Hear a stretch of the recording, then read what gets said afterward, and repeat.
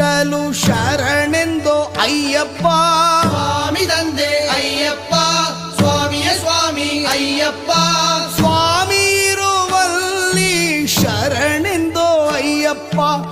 ಎರಡನೇ ಮೆಟ್ಟಲು ಶರಣೆಂದು ಅಯ್ಯಪ್ಪ. ಸ್ವಾಮಿ ತಂದೆ ಅಯ್ಯಪ್ಪ, ಸ್ವಾಮಿಯ ಸ್ವಾಮಿ ಅಯ್ಯಪ್ಪ. ಸ್ವಾಮಿ ಇರುವಲ್ಲಿ ಶರಣೆಂದು ಅಯ್ಯಪ್ಪ.